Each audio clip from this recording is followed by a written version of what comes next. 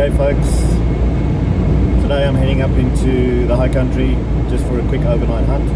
I'm joining some of my friends from the archery club and we'll be chasing Sambar, the elusive Sambar. Some of the guys went up yesterday already. I don't know if they've had any success because there's no phone signal up there, but I've made an early start. I'm driving through Dixon's Creek at the moment and hopefully we can at least see something, not get honked, and come back with some Sambar venison. Stick around and find out.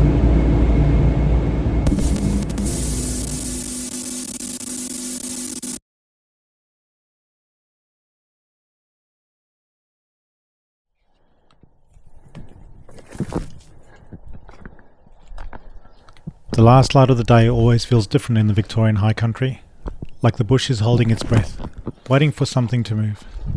Tonight, we're tucked deep into a maze of wallows and game trails, chasing one of Australia's most elusive animals, the Sambar deer.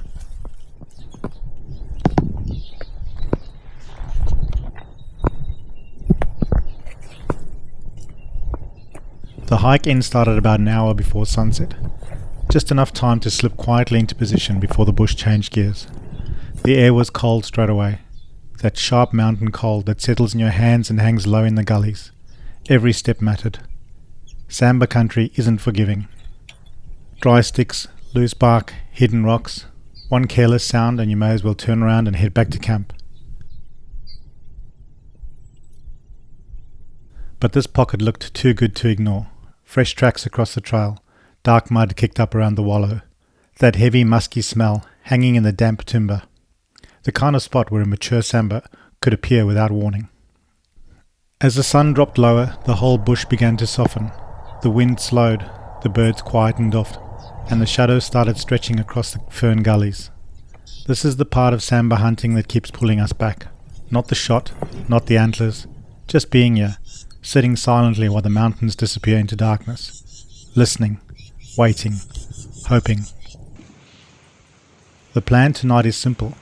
A deer should come from the west, skirting along the edge of these thick blackberries before dropping into the wallow below us. At least, that's what the sign says. But Sambar have a habit of making hunters look silly. They'll ghost through country you swear is impossible to walk through. They'll circle behind you without making a sound. And sometimes they simply never show up at all. That's why patience matters more than anything out here.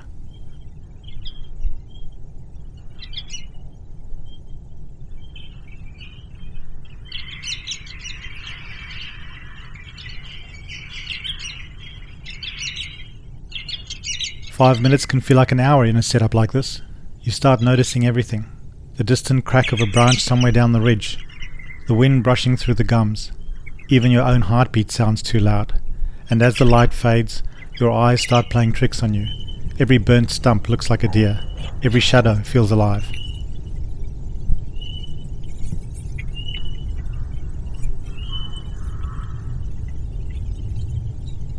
The hardest part about hunting Sambar isn't finding them. It's beating their scents at close range. These deer survive because they trust their noses, their ears, and the thick country around them. To get within bow range, everything has to line up. Wind, movement, timing, luck, especially in country like this. By now, the sun is gone. Only a faint orange glow hangs behind the ridgeline to the west. The wallow below us is almost black. This is prime time, that small window where anything can happen. You can feel it in the bush.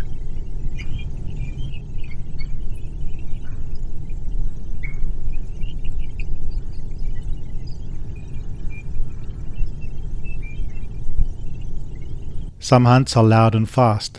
Others are quiet enough that your thoughts become part of the soundtrack. This is one of those hunts.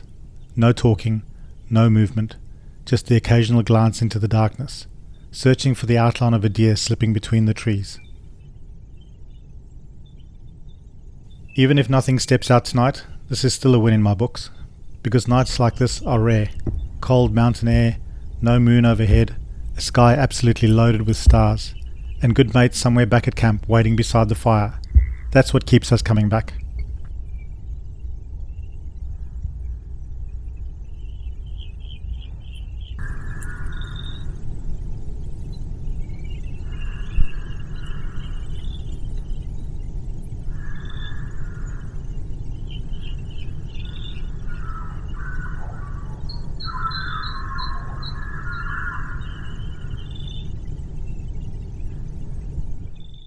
Back at camp, the fire was already roaring.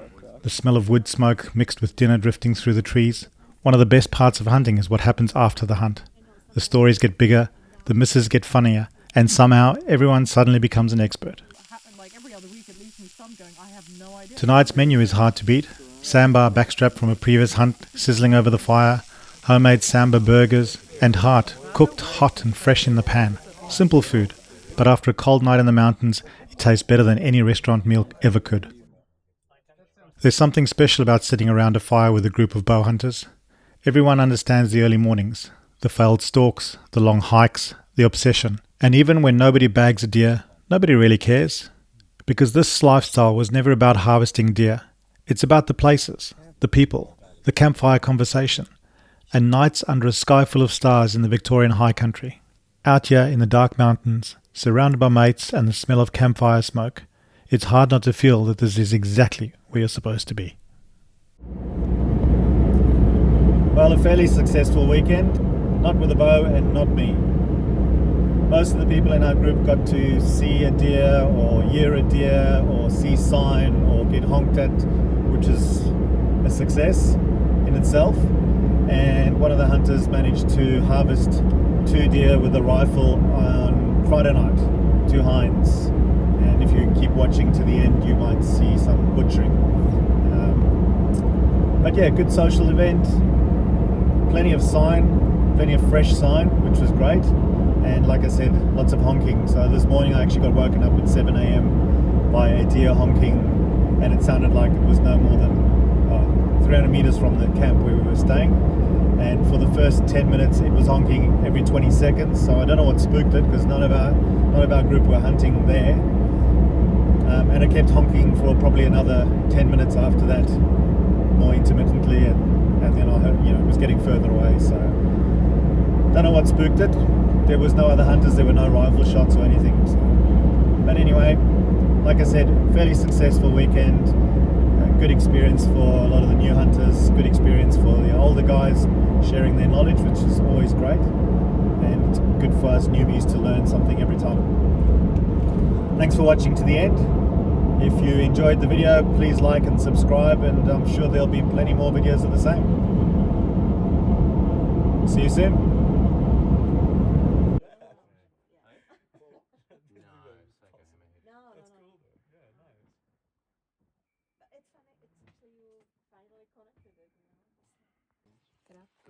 Again, wasn't sure, and I really was whenever skiing. you get that sort of like a nice deep belly, that's good for skinning. But these sort of wide blades are no good for cutting in between. Yeah, the little gap. Yeah. That's not quite right. So What do you mean? Oh. you've got the part of the hook coming off with it. Which that's the bit in your hand there. Yes. Yes. It'll help you sort of see them a bit better if I trim it off. Yeah. Take it for the